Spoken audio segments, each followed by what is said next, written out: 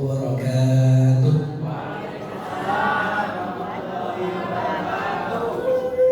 Ke Tanjung Karang di Kompak.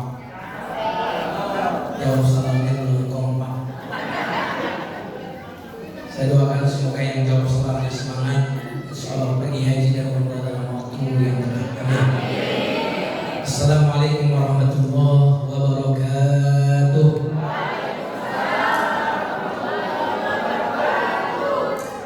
Alhamdulillahi ala ihsanih wa syukru lahu ala taufiqihi wa amtinanih. Allahumma salli ala sayyidina Muhammadin sallallahu alaihi wasallam wa ala alihi wa ashabihi wa man sara ala nahjihi bi ihsanin ila yaumiddin. Amma ba'd. Yang saya hormati pengurus Masjid Al-Hidayah, semoga para pengurus semuanya diberkahi dan dijaga oleh Allah Subhanahu wa taala. Jamaah iktikaf maghrib isya meskipun itu iktikaf semua itu. Semoga sekali lagi yang hadir di sini berguguran dosa-dosanya. Yang punya penyakit Allah sembuhkan penyakitnya. Yang punya anak semoga anaknya menjadi anak-anak yang sholihin dan sholihah. Amin ya rabbal alamin. Tadi baru datang tiba-tiba udah disuguhin banyak makanan sampai bingung mau makan yang mana. Yang mudah-mudahan ini tahun baru ada yang bawa kue, bawa semuanya. Insya Allah rezekinya rezeki yang baru yang lebih berkah. Apalagi ini kita malam Jumat ini ya. Tahun barunya, tahun masuknya tanggal 1-nya di hari Jumat. Hari Jumat adalah hari yang terbaik. Mudah-mudahan yang ada di sini insya Allah rezekinya lebih baik lagi. Amin. Nah jemaah sekalian yang dimuliakan Allah, tahun baru namanya tahun Hijriah, dari kata hijrah. Di zaman Nabi belum ada tahun Hijriah itu. Jadi tahun Hijriah itu adanya pada masa Umar bin Khattab. Di zaman Nabi itu tahunnya bisa berubah-ubah. Kalau ada peristiwa besar jadi nama tahun. Contohnya peristiwa tentara gajah, makanya Nabi lahir tahun. Kalau ada banjir nanti tahunnya tahun apa? Makanya mereka berubah-ubah tahun itu sesuai dengan peristiwa besar. Adapun bulan, tanggal itu sudah ada di zaman Nabi. Makanya bulan Muharram, ya, bulan Syawal, bulan Rabiul Awal sudah ada di zaman Nabi. Tapi tahun Hijriahnya belum ada. Kapan adanya jemaah sekalian? Sebelum kita masuk kepada makna hijrah yang hakiki, ada pada masa Umar ketika Islam ini berkembang besar, meluas, sehingga perlu administrasi yang lebih baik. Ada surat yang dikeluarkan kepada gubernur. Ini surat harus ada tanggalnya dan tahunnya. Keuangan harus tercatat. Itu di masa Umar itu kebutuhan untuk kemudian punya kalender sendiri itu pada masa Umar. Nah, jemaah sekalian yang dimuliakan, apa pesannya? Kenapa kok umat Islam tidak ikut kalender yang sudah ada? Kalender yang sudah ada itu apa? Romawi. Masehi yang kita bilang itu Januari, Februari. Kan sudah ada, kenapa nggak ikut? Yang pertama alasannya karena alasan tauhid. Karena nama-nama bulan pada Masehi itu nama-nama dewa. Januari itu dewa Januari, Februari itu kalau kita search itu ternyata nama-nama dewa. Itu alasannya pertama.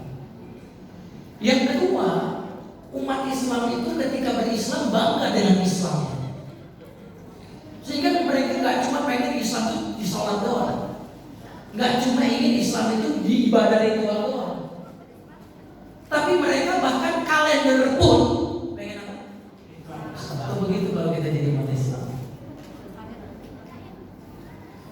Kalau kita sudah jadi orang Islam, kita perlu bangga dengan Islam, sehingga semuanya kita ingin jadikan tolak ukur Islam termasuk kalendernya. Ini pesan mengapa atau punya kalender tersendiri? Baik, masih sholat nih. Apa perbedaan kalender Hijriah dengan Masehi? Jawabannya adalah kalau kalender Hijriah menggunakan pergerakan bulan. Pergerakan? Makanya bulan kalau Hijriah itu Ramadan bisa di musim dingin, bisa di musim panas, bisa panjang, bisa pendek. Kenapa? Karena perputaran bulan. Sementara tahun Masehi pakai pergerakan matahari. Nah pertanyaannya, apakah Islam hanya menggunakan perputaran matahari? Bulan? Jawabannya tidak. Perputaran bulan dan matahari dipakai dalam Islam. Contohnya apa? Sholat itu pakai pergerakan bulan atau matahari? Matahari. Terbit fajar, waktu zuhur ketika dia zawal, matahari. Tapi kalau puasa pakai bulan atau matahari? Ini kita insya Allah ceramahnya ini belum pada inti, ini pendahuluan. Ashabul Kahfi berada di dalam gua berapa lama? Kalau dibaca ayatnya, walabithu fi kahfihim thalathami'atin sinina wazdadu tis'a. Mereka berada di dalam gua itu selama 300 ditambah 9. Lihat terjemahnya. 300 ditambah. Kenapa kok Al-Quran gak langsung bilang mereka berada di gua itu 309? Mestinya begitu aja tuh. Karena bahasa Arab itu makin menyingkat makin bagus secara sastra. Kenapa kok ayatnya 300 ditambah 9? Silakan cek nanti di surat Al-Kahfi. Kan 300 ditambah 9 kalau di jumlah berapa? 309. Ya kan?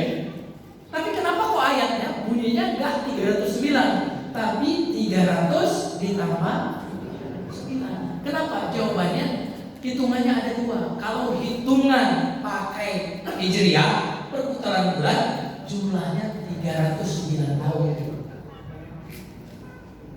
Tapi kalau perputaran Masehi, hitungan Masehi sama dengan 300. Nanti itu selisihnya berapa sih dalam 100 tahun itu berapa? 3 tahun.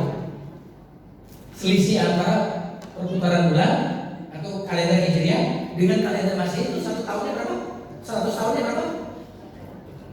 3 tahun. Nanti kalau udah 300 jadi 9. Makanya disebut 300 ditambah 9. Keren tuh. Nah, ini mujizat kan? Mujizat kan? Keren banget. Nanti itu ditemukan di dalam terjemah, ditemukan di dalam tafsir. 300 ditambah 9. Baik, jemaah sekalian yang dimulakan Allah. Itu sejarahnya. Apa makna hijrah secara bahasa? Insya Allah malam ini saya barusan ceramah di sektor 5. Setelah ceramah banyak yang terima kasih kepada materi saya. Wah ini Ustaz, materinya beda ya. Terima kasih Ustaz. Nanti saya akan sampaikan. Tapi pas saya mau keluar, ada satu bapak-bapak sini, Ustaz tadi ceramahnya nggak sesuai konteks. Kemudian mestinya Ustaz isinya begini. Apa jawaban saya? Terima kasih. Saya nggak mau debat, karena debat sama orang nggak ngerti. Iya, saya tahu usianya sudah cukup ini. Yang lain berterima kasih, tapi yang satu, nah mudah-mudahan ketika saya mengawali ceramah ini dengan cerita ini, nanti nggak ada yang begitu ya. Begitu yang terakhir tadi. Ya saya diproses, alhamdulillah saya tadi bisa mengendalikan itu. Apa makna hijrah? Oke, kalau saya diam di sini hijrah kan? Kalau saya dari sini ke sini hijrah. Artinya dalam hijrah itu ada pindah, ada gerak. Ini makna bahasa. Maksudnya apa Pak Ustaz? Iman yang tidak menghijrahkan kita, tidak merubah kita, adalah iman yang tidak diterima oleh Allah. Nanti saya kasih dalil. Saya tanya, iblis itu ateis nggak? Ateis bukan? Iblis itu bertuhan atau tidak? Berarti iblis bukan ateis ya. Berarti iblis minder sama ateis ya.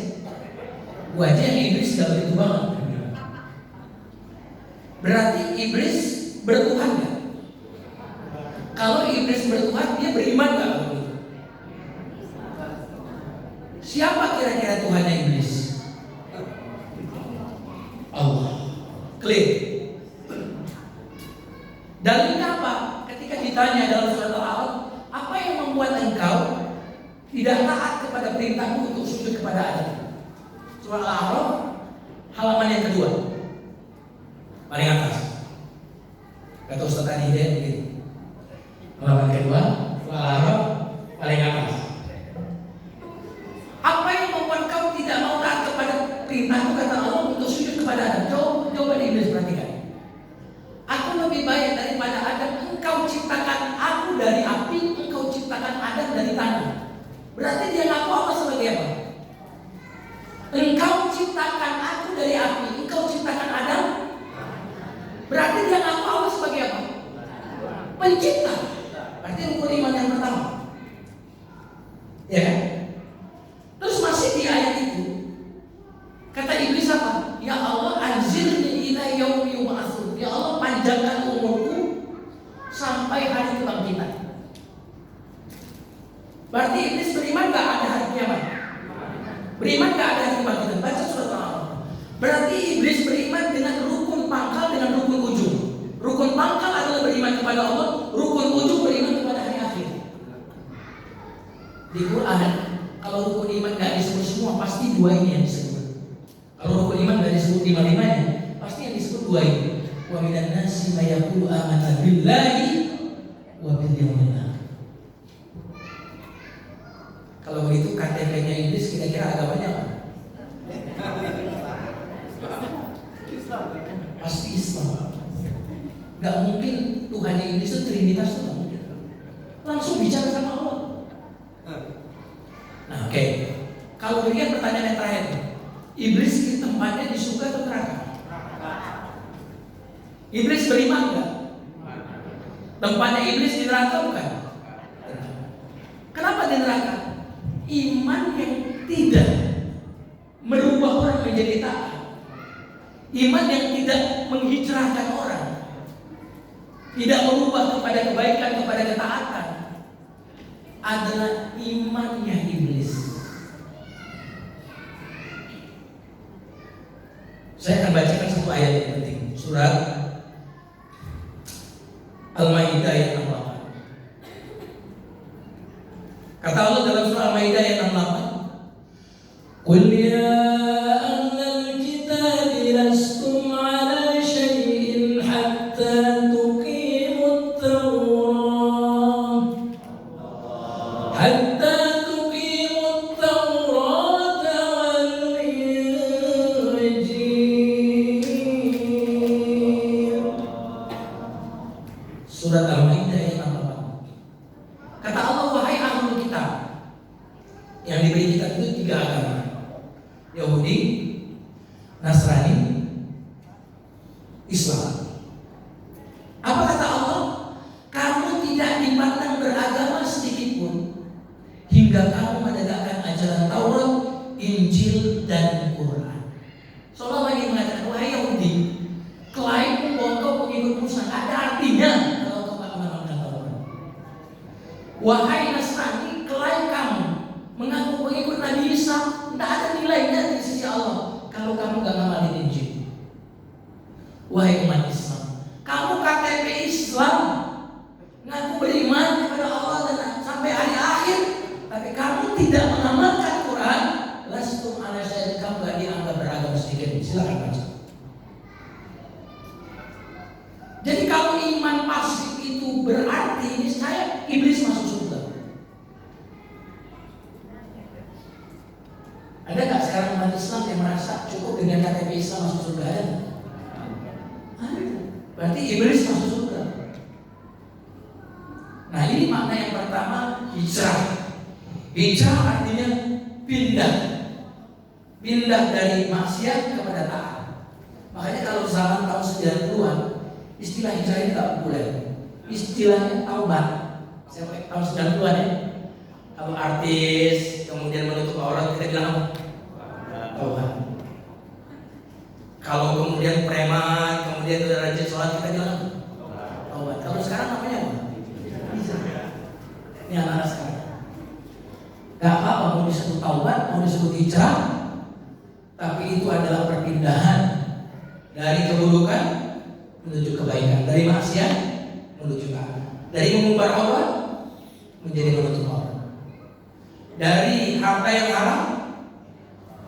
Makanya Nabi bersabda dalam hadis dari Imam Bukhari, wal muhajir man hajara amma nahallahu anhu. Orang yang hijrah yang sebenarnya adalah orang yang meninggalkan yang diharamkan oleh Allah. Jadi hijrah secara bahasa adalah meninggalkan yang diharamkan oleh Allah. Ini makna yang pertama. Ini masih biasa. Ini mainstream. Tadi yang protes sama saya itu pengen yang mainstream. Nah sekarang saya ingin hijrah dalam konteks sejarah. Ini anti mainstream. Saya mau tanya, kalau orang pindah dari rumah yang banjir ke rumah yang tidak banjir, hijrah bukan? Hijrah bukan? Berarti pengajian malam hari ini tepat menurut saya. Pindah dari kantor yang gaji kita 5 juta, pindah ke kantor yang gajinya 30 juta, hijrah bukan? Bagus. Ini pertanyaan yang berikut. Kemarin ada tagar kabur aja dulu, dengar ya? Kabur aja dulu itu kemana maksudnya? Berarti kalau kita meninggalkan Indonesia, pergi ke luar negeri, ke Amerika, ke Belanda misalnya, kerja di sana, gajinya lebih besar, hijrah bukan? Oh yang tadi hijrah ini kok enggak? Hijrah bukan? Oke, udah mulai ragu. Oke, mari kita lihat. Nabi hijrah dari Mekah.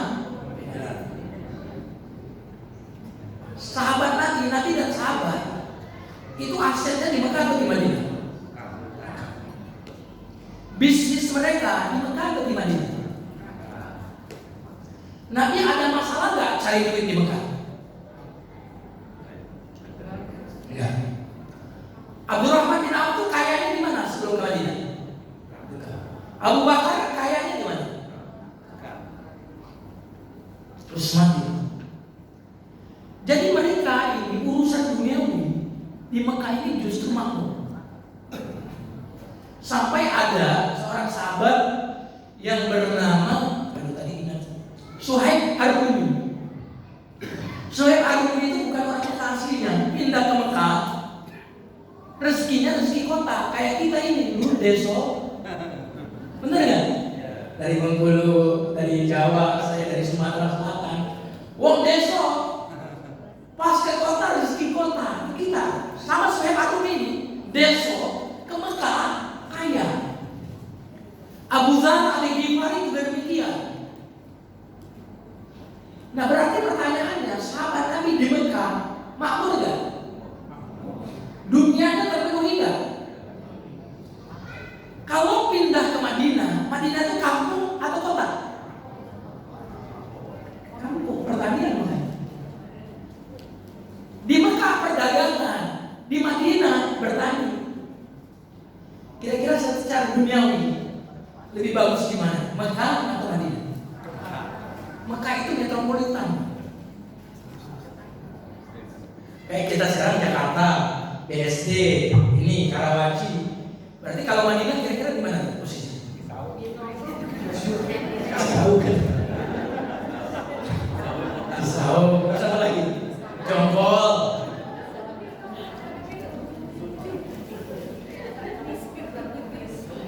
Nah berarti kalau dunia terpenuhi di Mekah, makmur di Mekah, berarti Nabi itu hijrahnya meninggalkan dunia demi menyelamatkan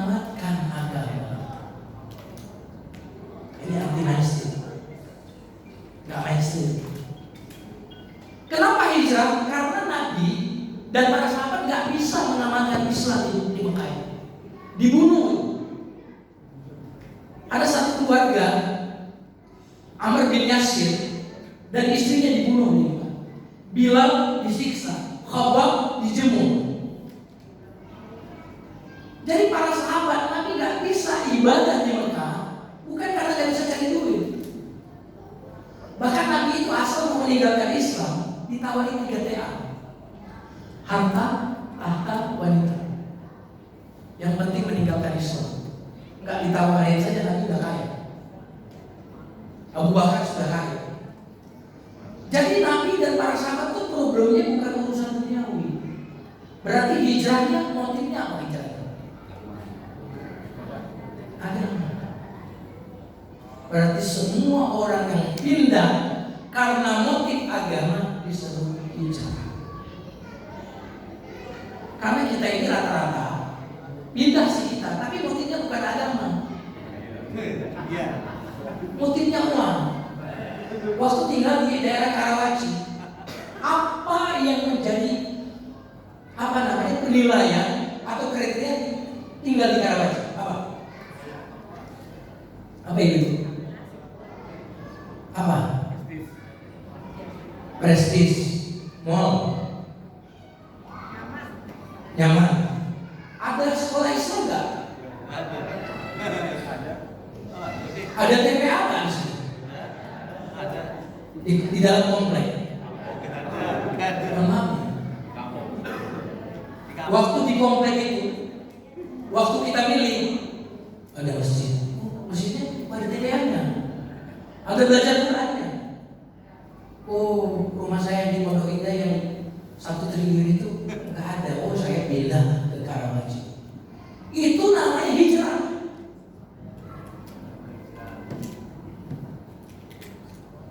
Ada orang yang punya duit banyak, rumahnya dia banjir. Saya bilang kenapa nggak pindah aja sih? Masalahnya di sini udah lingkungannya sudah Islam, Ustaz.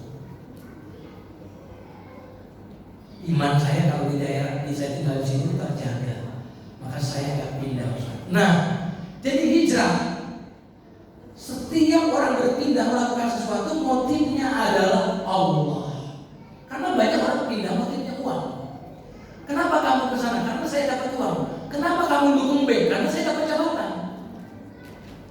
Ada nggak ustaz yang dulu A sekarang B? Ada nggak? Kenapa dia B? Karena dapat jabatan. Berarti dia pindah. Pindahnya bukan karena kebenaran, tapi karena jabatan dan uang. Nanti silakan baca surat An-Nisa ayat 100. Ini luar biasa. Karena tadi kalau ada yang tersinggung baca. Oke. Surat apa? An-Nisa ayat 100. Wa may yuhajir fi sabilillah. Siapa yang berhijrah di jalan, berarti hijrah di jalan. Berarti kalau orang pindah karena uang berarti di jalan apa? Orang pindah karena jabatan berarti di jalan apa? Orang tadi kabur aja dulu, itu berarti dia hijrah di jalan apa?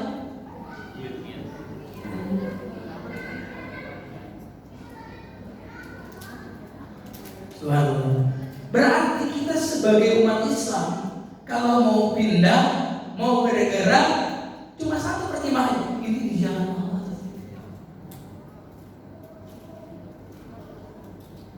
Saya pernah diundang oleh orang satu keluarga di rumah Ustaz, cara di rumah ya. Kenapa saya bilang? Karena kita mau hijrah Ustaz, sekeluarga. Maksudnya kami mau pindah ke Amerika. Cuma saya karena dia begitu, saya kira-kira negor gak itu hijrah atau bukan? Nah, saya tahu.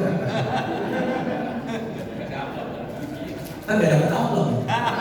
Berarti ceramahnya di jalan amplop.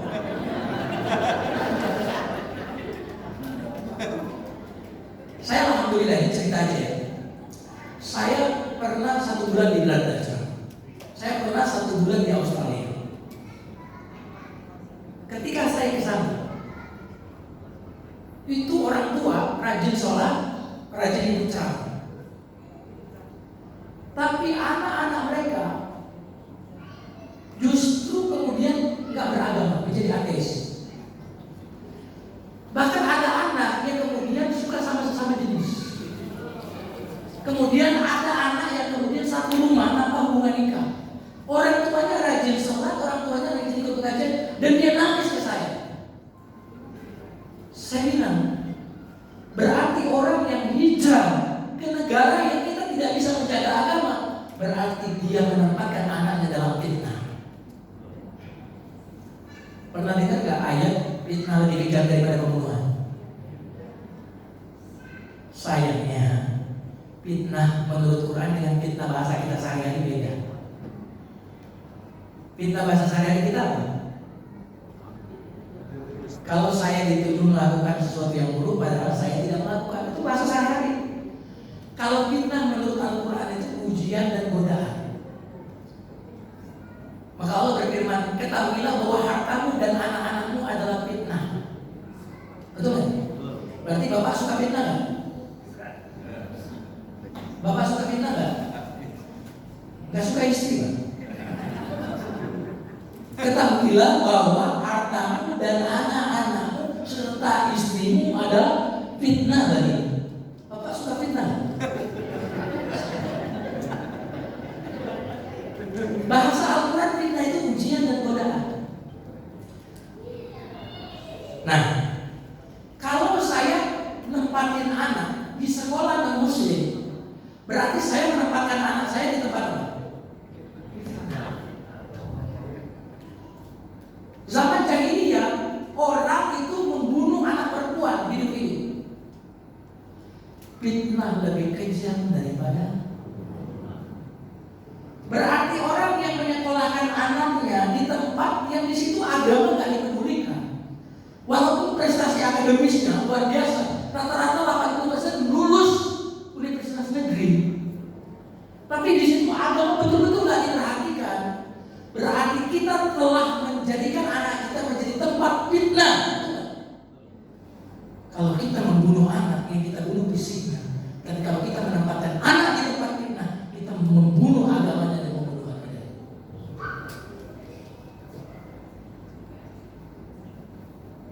Nah, jemaah sekalian yang dimuliakan Allah Subhanahu wa Ta'ala, alhamdulillah saya berbahagia. Andai kan gak ada Masjid Al-Hidayah, coba kira-kira Bapak pindah? Gak ada Masjid Al-Hidayah, kira-kira pindah rumah? Saya nanti kalau ke rumah saya itu persis 4 rumah dari rumah saya masjid. Apa yang membuat saya tertarik di rumah itu?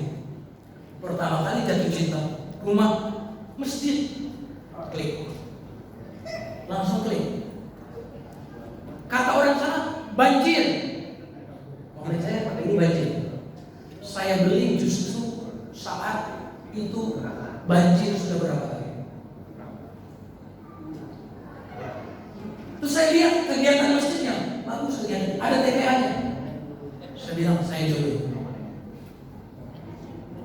Lalu saya beli, orang-orang berkata, Ustaz kok beli padahal udah tahu banjir? Saya bilang, karena dekat masjid dan kegiatan masjidnya bagus. Berarti motivasi saya beli rumah di sana karena siapa? Itu namanya fisabilillah. Tapi kalau orang meninggalkan rumah yang banjir tadi padahal aktivitas keagamaannya bagus, untuk pindah di komplek mewah, gak ada pengajian, gak ada masjid, itu bukan hijrah. Kalau hijrah itu bisa milik dunia. Maka hijrah sekali lagi mengorbankan dunia demi agama. Ada orang bekerja di perusahaan yang produknya itu menurut agama haram. Gajinya sebulan 100 juta. Ada fasilitas mobil, syukuri Alphard yang ada. Alphard yang ada. Kan gitu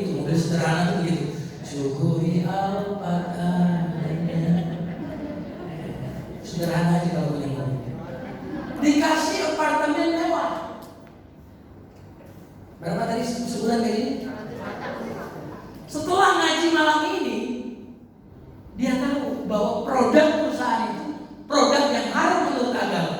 Maka hijrah mengatakan apa? Resign. Berani dong? Enggak.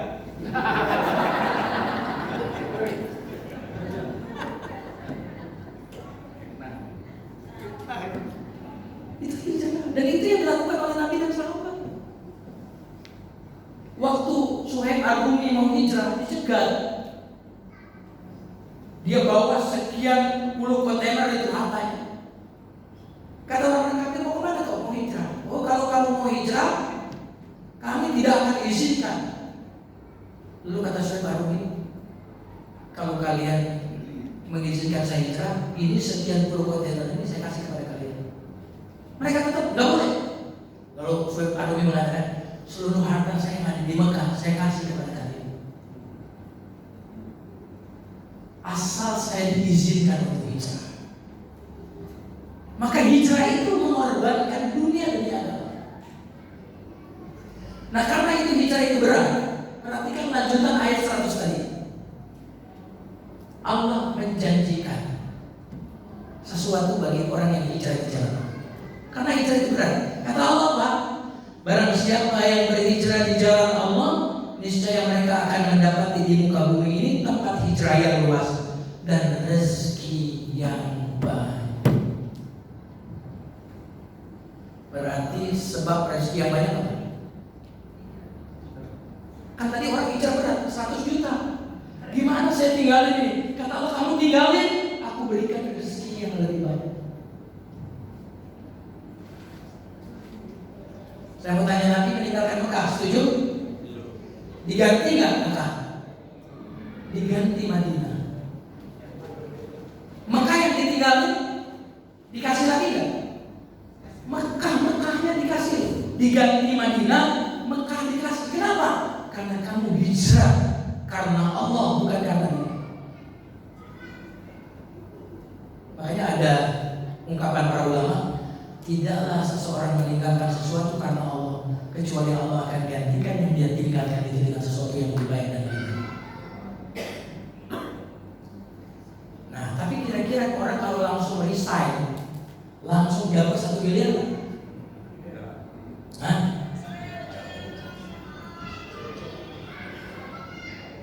Dapat langsung ganti pekerjaan? Kalau begitu orang hijrah semua. Allah akan uji semua orang yang berhijrah. Allah akan uji kamu hijrah karena Allah atau karena dunia. Maka Allah uji dulu. Kalau sudah diuji sukses, ini tulus, jujur, baru Allah akan uji. Nah, jemaah sekalian yang dimuliakan Allah, berarti hijrah itu mengajarkan kepada kita bahwa yang paling mahal dalam hidup ini apa? Allah. Maka saya tidak akan pernah mengorbankan Allah demi yang lain. Saya akan mengorbankan yang lain demi Allah. Itulah makna hijrah. Oke. Karena hijrah itu berat, maka Nabi pun waktu hijrah ada circle-nya, ada komunitasnya. Nabi hijrah sendirian loh? Enggak, tapi ditemani oleh siapa? Abu Bakar. Tempat hijrahnya sudah ada sahabat Nabi. Sudah, yaitu Aus dan Khazraj. Artinya kalau kita ingin hijrah, jemaah sekalian, kita nggak akan kuat hijrah kalau kita nggak masuk komunitas. Kita nggak akan rajin olahraga kalau nggak masuk komunitas olahraga. Betul nggak? Kita nggak akan tilawah kalau kita nggak masuk, misalkan one day one juice.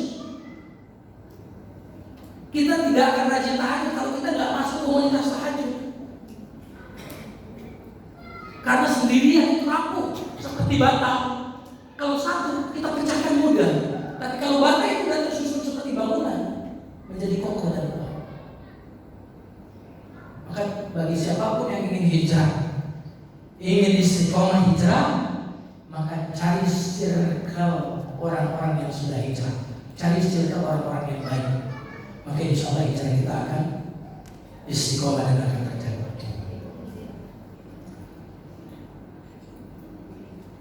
Ada nggak kira-kira yang sekarang ini jadi saya dari menteri, ada nggak? Resign dari menteri ada nggak? Ada tapi nggak jadi. Saya punya dua teman kerja di salah satu instansi pemerintah. Teman dekat. Dia berada di bagian pengadaan barang. Basah. Punya dua orang teman. Dan dia kemudian resign. Kenapa resign? Padahal ahli masjid. Waktu saya ceramah di kantornya itu, dia DKM. Tapi dia resign. Kenapa? Saya nggak akan buat sendirian. Pasti kemungkinan besar saya akan resign. Ada lagi teman sekarang di jurusan staf. Tadinya dia kepala kantor di instansi pemerintah. Udah jadi kepala. Gak lama berjalan jadi kepala, dia resign untuk dialihkan menjadi dosen staf. Padahal secara duniawi jabatan di tempat bahasa tadi luar biasa. Tapi mereka takut kepada agama, ibadahnya, tauhidnya, halal haram yang mereka takut itu, maka mereka tinggalkan itu jadi kehormatan ada. Nah, teman saya yang saya tadi sekarang jadi pengusaha furniture. Rezekinya lebih baik daripada ketika dia jadi pegawai. Saya tidak ingin mengatakan bahwa setiap pegawai pemerintah itu korup, tidak. Ada bagian-bagian tertentu di bidang-bidang tertentu, di sana dia kalau tidak kuat akan terseret. Maka Hijrah mengatakan tinggalkan itu. Baik. Apa akibatnya orang tidak hijrah? Ini sebagai penentu. Orang yang tidak hijrah akan mati su'ul khatimah. Artinya orang berada di kondisi buruk, dia berada di lingkungan yang buruk, bisa keseret. Kalau dia tidak hijrah, tidak resign, tidak pindah, dia akan su'ul khatimah. Apa dalilnya? Silakan baca surah An-Nisa ayat 97. Kalau tadi kan ayat 100, ini ayat 97. Sebagai penutup. Innal ladzina tawaffahumul malaikatu zalimi anfusihim. Sesungguhnya orang-orang yang diwafatkan oleh malaikat dalam keadaan zalim terhadap mereka sendiri. Dalam keadaan zalim wafat berarti musuh khatimah atau suruh khatimah? Suruh khatimah. Malaikat nanya kepada yang suruh khatimah ini, fima kuntum, bagaimana keadaanmu dulu sebelum saya wafatkan? Apa jawaban mereka? Qalu kunna mustad'afina fil ardi. Kami berada di satu tempat, entah negara, entah instansi. Kami di situ dalam keadaan lemah. Apa maksud lemah itu? Ada dua. Lemah di situ saya berada di negara. Negara itu semua yang berbau Islam dibinasakan. Berarti kita posisi lemah. Kamu nggak boleh sholat, ada masjid, ya dihabisi. Pokoknya nggak boleh ada simbol agama di situ sedikit pun. Nggak boleh ada yang sholat. Berada di negara tersebut, berarti kita lemah. Ini lemah yang pertama. Lemah yang kedua apa? Masjid boleh berdiri, sholat boleh, sholat boleh. Tapi minuman keras itu biasa diminum di mana saja. Pergaulan sesama jenis itu boleh di mana saja. Kemaksiatan apapun boleh. Ada nggak negara kayak gitu? Ada. Berarti kita berada di tempat arus kuatnya adalah maksiat, sementara kita sendiri kita lemah. Akhirnya kita ikut-ikutan. Apa kata malaikat kepada orang yang mati semua ini? Alam takun ardullahi wasi'ah. Bukankah bumiku kata Allah luas? Fatuhajiru fiha. Saya kalian hijrah dalam kondisi kamu di situ ikut arus, karena kekuatan arus itu kamu kan lemah, kamu mestinya pindah. Atau kamu berada di negara orang kafir, di situ kamu pokoknya Islam dihabisin, mestinya kamu hijrah. Nah, jamaah sekalian yang dimuliakan Allah Subhanahu wa taala, maka malam hari ini kita insya Allah semuanya akan hijrah. Amin. Biasanya kalau resolusi tahun Masehi, di sini kita ngapain? Resolusi tahun baru Masehi, saya ingin lebih sehat, betul nggak? Ingin lebih langsing, kayak saya kemarin kan lebih langsing kan? Lebih langsing. Resolusi. Tapi pas melihat nasi padang nggak kuat. Ingin lebih kaya, itu biasanya begitu. Tapi kalau kita memahami hijrah malam ini, resolusi saya tahun baru Islam ini, saya ingin salat malam setiap malam. Saya ingin lebih dekat dengan Allah. Saya ingin lebih akrab dengan Allah. Itulah hijrah yang baik. Sebagai penutup dari tadi penutup terus. Nabi itu sangat paruh terhadap perubahan. Udah gak ada kampanye Anies Baswedan lagi ya. Dulu yang namanya Madinah itu Yathrib. Yathrib itu tempat penyakit, tempat wabah. Makanya ayahnya Nabi meninggal di Madinah. Kemudian ibunya Nabi setelah dari Madinah mau pulang ke Makkah, meninggal. Karena dulu sebelum didoakan Nabi, Madinah itu tempat, Yathrib itu tempat wabah. Ketika Nabi datang, dirubah nggak nama Yathrib? Dirubah menjadi apa? Madinah. Itu artinya apa? Perubahan itu sampai dalam soal nama. Ada orang namanya Harb, kamu namanya siapa? Harb. Diganti oleh Nabi, kamu namanya Salam, damai. Kamu dari keturunan mana? Oh, kami dari keturunan penyesat, kata Nabi. Ganti, kamu dari keturunan pemberi petunjuk. Nah, coba kita melakukan perubahan itu. Yang buruk-buruk kita ubah. Jangan nasi goreng berkah jadi nasi goreng gila. Sambal setan, genderuwo. Saya jujur ya, kalau udah nama begitu saya nggak makan. Walaupun dia branding gitu, saya nggak pernah mau makan. Kalau ada warung yang namanya pokoknya jelek, setan genderuwo.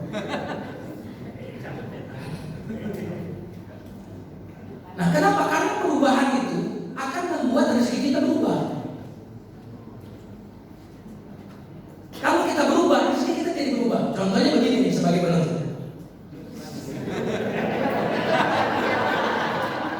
Kopi hitam sama black coffee sama nggak? Harganya sama nggak?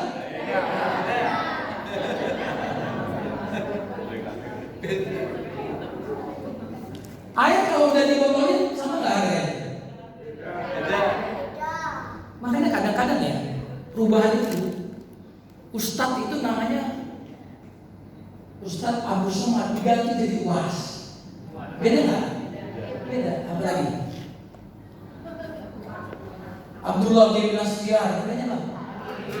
Nanti saya aju lama-lama.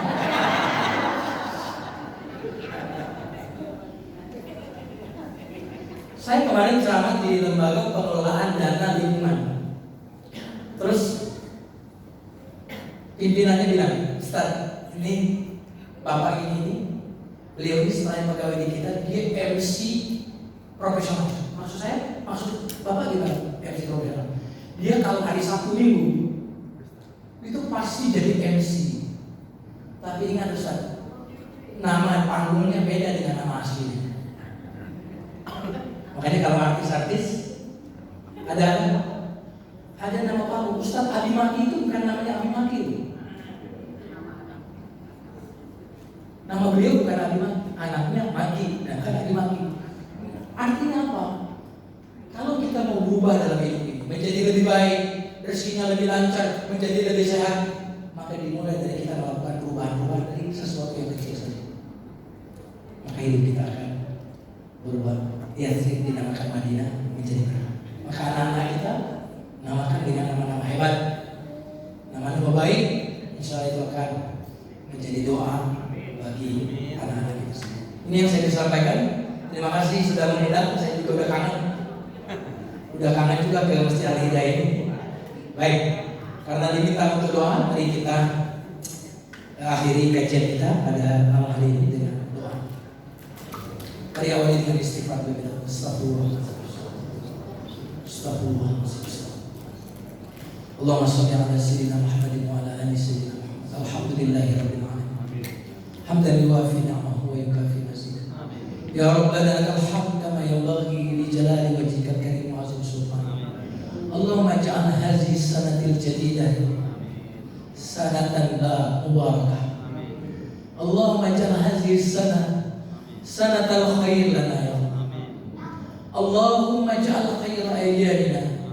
Ya Allah, jadikan seindah-indah hari kami ya Allah. Yauma nalqaka, saat kami berjumpa denganmu ya Allah. Wa khaira a'malina, jadikan seindah-indah amal kami, sebaik-baik amal kami adalah khawatimah, penutupnya ya Allah. Allahumma ij'al khaira umurina, jadikan seindah-indah usia kami ya Allah. Jadikan seindah-indah usia kami adalah akhirnya. Allahumma ya Hayyu ya Qayyum bi rahmatika nastaghits. Wahai yang maha hidup sempurna, wahai yang maha mengurusi dan mengatur segalanya, perbaiki diri kami ya Allah. Perbaiki keadaan kami. Jangan kau serahkan diri kami ini kepada diri kami sekejap mata ya Allah. Ya Allah, kami menitipkan putra putri kami kepadamu ya Allah.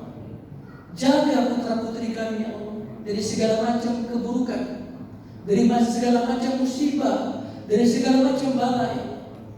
Jaga putra putri kami ya Allah dari sang pendengki ya Allah. Ya Allah, jaga anak-anak kami ya Allah dari bisikan setan ya Allah. Jaga putra putri kami ya Allah dari setan, dari bangsa jin dan manusia. Ya Allah, jaga mereka, lindungi mereka ya Allah. Jangan uji kami melalui mereka ya Allah. Bahagiakan kami ya Allah dengan keselamatan mereka, kesuksesan mereka ya Allah di dunia dan di akhirat. Ya Allah, jadikan tahun baru Hijriah ini ya Allah tahun di mana kami ya Allah menjadi lebih baik ya Allah dari hari-hari yang kemarin ya Allah. Bimbing kami untuk menjadi lebih soleh ya Allah. Bimbing kami untuk menjadi lebih taat ya Allah. Bimbing kami ya Allah untuk senantiasa mampu ya Allah mengingatmu ya Allah, mensyukurimu ya Allah, dan beribadah terbaik kepadamu ya Allah. Ya Allah, terimalah amalan-amalan kami di tahun yang sebelumnya ya Allah. Ampuni dosa-dosa kami ya Allah di tahun-tahun sebelumnya ya Allah. Rabbana atina fid dunya hasanah wa fil akhirati hasanah wa qina adzabannar. Subhana rabbika rabbil izzati amma yasifun wa salamun alal mursalin. Walhamdulillahi rabbil alamin. Barakallahu lakum.